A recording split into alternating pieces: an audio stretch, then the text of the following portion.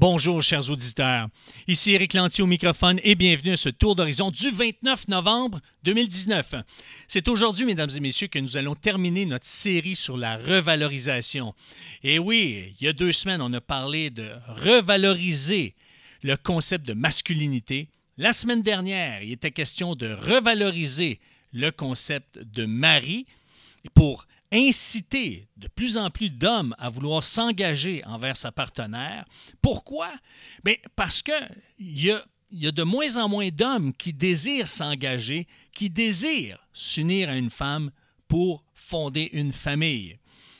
Et je vous invite à aller sur Décentré pour écouter ces 2 capsules, soit en format audio ou en mode vidéo. Maintenant, aujourd'hui, il est question de revaloriser le rôle de père. Et oui, il y a beaucoup d'hommes qui ont peur d'être père, qui ont peur de s'aventurer dans cette mission parce qu'ils le voient comme quelque chose de peut-être insurmontable ou hors de leur portée. Savez-vous les principales peurs des hommes qui ne veulent pas s'aventurer dans cette belle aventure? Eh bien, c'est la peur de ne plus avoir de temps pour eux-mêmes. Comme je l'expliquais la semaine dernière, pour un homme, ce qui est important, c'est d'avoir du temps seul, s'isoler, pour refaire le point, pour reconnecter. Et il se dit, si j'ai de la difficulté à avoir du temps seul et que je suis en couple, imagine ce que ça sera si je suis avec des enfants. Alors, il y a cette peur-là qui est latente. La peur de ne pas être à la hauteur, la peur de ne pas performer, la peur de ne pas être capable de rencontrer son rôle avec succès.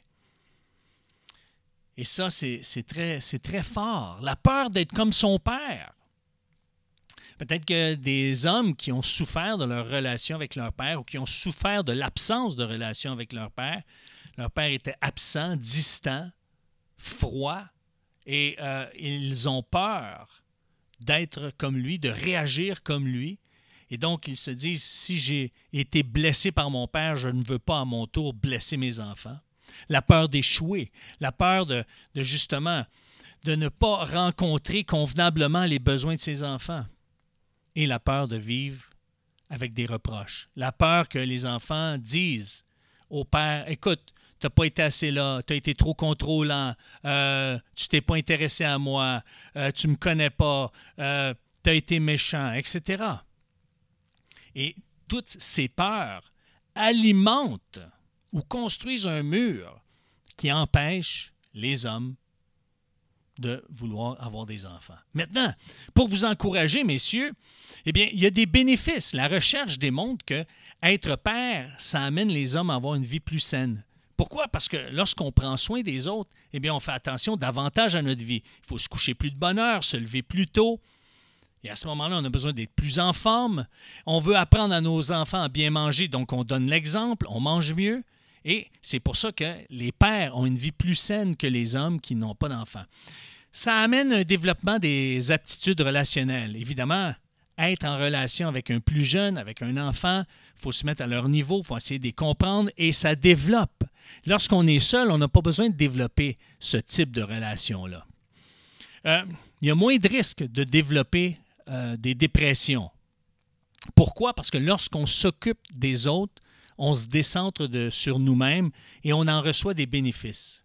Ça nous rapporte prendre soin des autres. Et je peux vous dire une chose, moi, lorsque ma première épouse, je l'ai retrouvée sans vie dans mon sous-sol, la première idée qui m'est venue à l'esprit, c'est « je vais devenir fou ». Mais la deuxième idée, c'est « je ne peux pas me le permettre. Je dois m'occuper de mes enfants ». Et si je n'avais pas eu d'enfants, fort probablement que je serais tombé en dépression.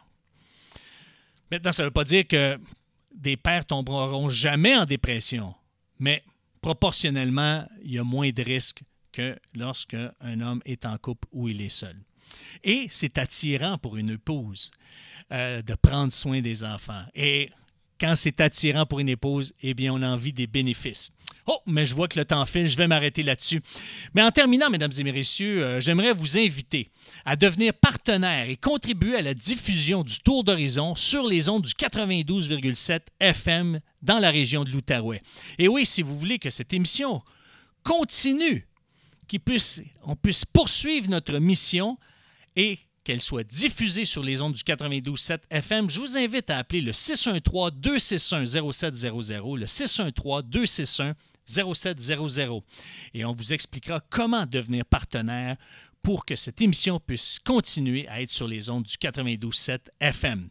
Sur ce, chers auditeurs, je vous dis merci, au revoir et à la semaine prochaine. Ciao!